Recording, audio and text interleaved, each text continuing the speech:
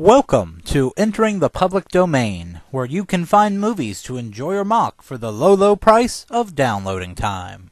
The Bat is a 1950s mystery movie starring Agnes Moorehead, better known as Endora on Bewitched, and Vincent Price, better known as Vincent Price. So let's get to the review. But first, our cast. Moorehead as Cornelia Van Gorder. I have no chance whatsoever of pronouncing that properly, so we'll just stick with using her real last name. Price as the not-so-good Dr. Wells. Lizzie, the assistant to Moorehead. A strong, independent woman who isn't afraid of ghosts. Why is that, Lizzie? They're afraid of me. She's awesome. Lieutenant Andy Anderson. The chief of police attempting to track down our title villain and find $1 million in stolen money. Fleming. The bank president, who has a secret room in his house for things like $1 million.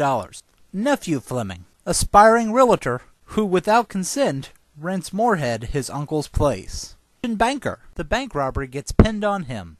Banker's wife, she knows her husband didn't do it. Judy, the secretary who saw something. The butler, you know what they say about butlers in murder mysteries. They have big feet, I believe.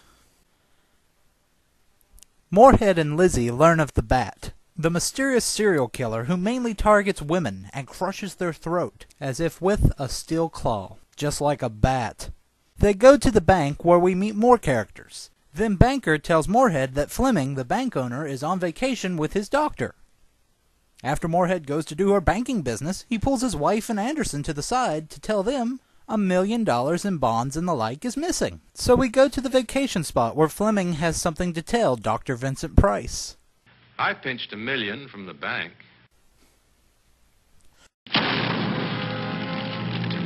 Okay, it doesn't happen that fast, but you know it's coming the moment it leaves his mouth. Moorehead and Lizzie learn of the banker's arrest, Fleming's death, and the return of the Bat, all from the daily newspaper.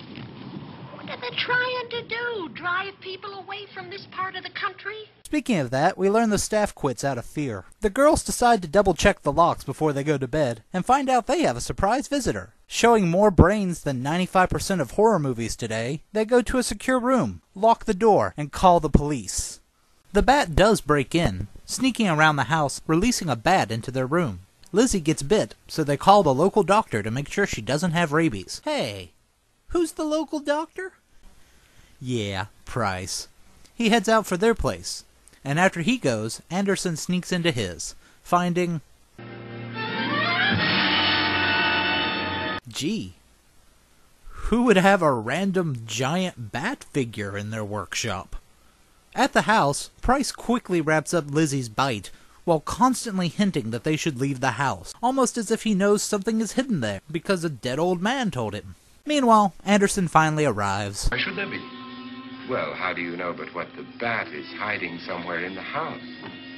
I'm quite sure he isn't in the house, Doctor.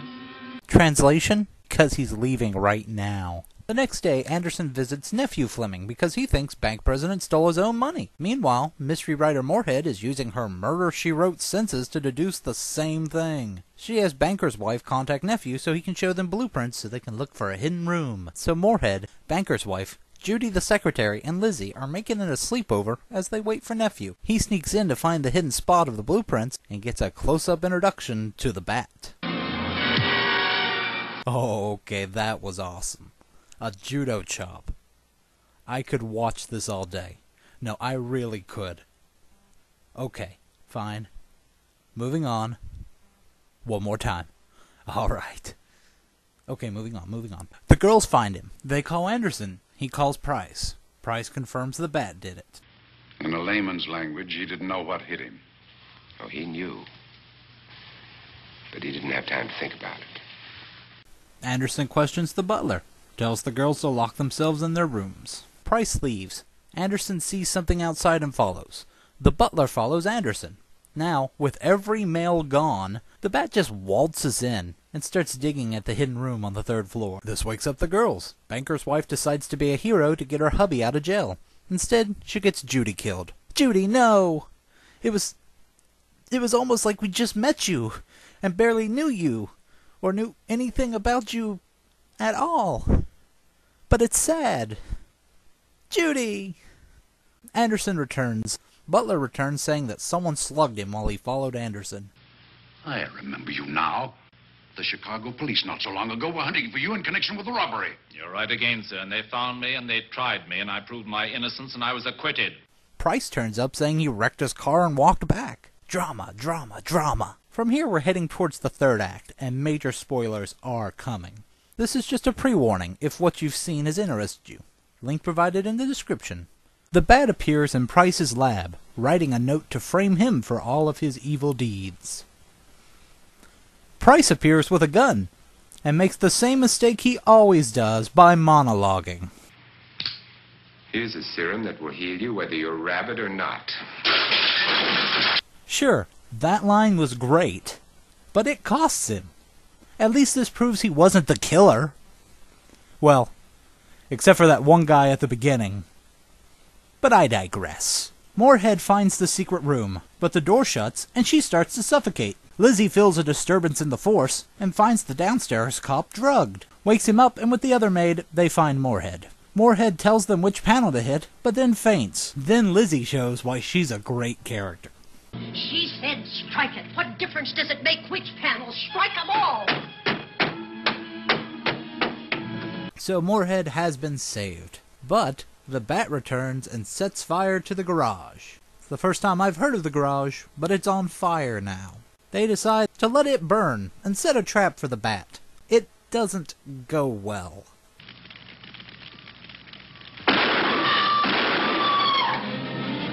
And he was only 2 days from retirement. But he wasn't Judy, now was he? Now the ladies are face to mask with our killer. And... This would make a good scene for your book, Miss Van Gora, but I'm afraid you'll never write it. the Bat gets shot? By... the Butler? So the Butler didn't do it? Well, he did kill the Bat, so he did that, but he didn't do what Butlers normally do. I'm confusing myself. Who's the daggone Bat? Why, it's Lieutenant Anderson. Swerve! It's the cop! And with that big revelation ending our movie, let's go to the wrap-up. This is a very enjoyable murder mystery, and it misleads with every step, with great quality actors to go along with their quality script. Wonderful little moments that I enjoy, like the best judo chop ever. I heavily recommend this one, and as usual, the link will be in the description. Now, you may be saying, Sean, don't you realize that internet reviewers do better when they're reviewing things that aren't good? I mean, public domain movies. There has to be a reason they're free. Not all of them can be good. And you're right. So next week, I'm not going to be happy next week. See you then. And remember, be free.